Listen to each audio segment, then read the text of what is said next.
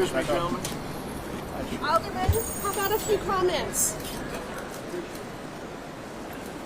But no comment from former Chicago Alderman Ed Burke as he left the Dirksen Federal Building about 40 minutes ago. He will soon be heading to prison, sentenced today to 2 years behind bars and fined $2 million. Good afternoon. I'm Jim Williams. And I'm Erica Sargent. That sentence handed down about 3:30 this afternoon. The longest serving alderman in Chicago history telling a packed courtroom today he regretted the pain and sorrow he caused family and friends. And then he asked for compassion and mercy.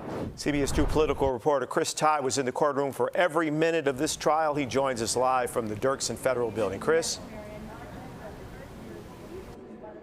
Jim and Erica, it was a very dramatic afternoon up in courtroom 2501. Judge Virginia Kendall saying her job was very difficult. On one side of the courtroom, U.S. attorneys saying this man was worth $30 million, but remained an opportunist, only interested in lining the pockets of himself, his family, and his firm.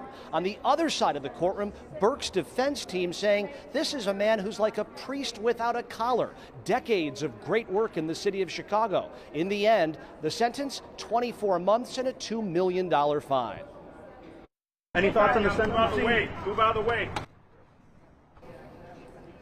That is Ed Burke leaving court just a short time ago. He and his attorneys declining to speak with the media this afternoon. The U.S. Attorney's Office issuing a statement. We'll have that for you at 6 o'clock. But want to show you this moment here as Burke is leaving court. In the end, the man who was both the longest serving alderman in city history had this to say to the judge before the sentence came down. I have been blessed, he said, to have a wonderful family and friends, a great career, and I'm sorry to see it end like this. The blame for this is mine and mine alone. I regret the pain and sorrow I've caused family and friends. I ask for compassion and mercy.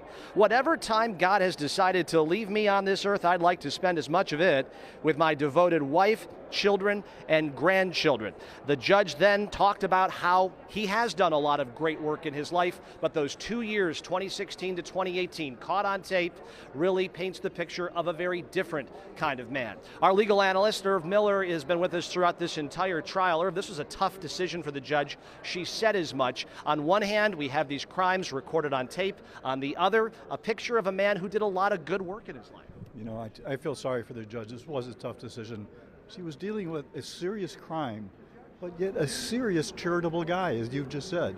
And to try to balance the statutory factors that the law provides to decide whether or not there should be imprisonment, or if there should, how much that imprisonment should be, I think she picked the balance of taking into account his charitable works, but also seriously talking about the deterrent effect that a jail sentence that needed to be imposed. The place his team wants him to be sent is Oxford in Wisconsin? It's a federal prison camp. It's not your typical penitentiary. There's no walls around it. They have very limited number of guards. There's activities. Some call it a luxury day camp. But they have to do work. 7:30 in the morning they get up, they get a limited number of visits, limited number of phone calls. It's a structured environment, not someplace you want to be, but it's not Alcatraz either. Okay, Irv, thanks very much for all of your insight all the way along. So the question is, what is next?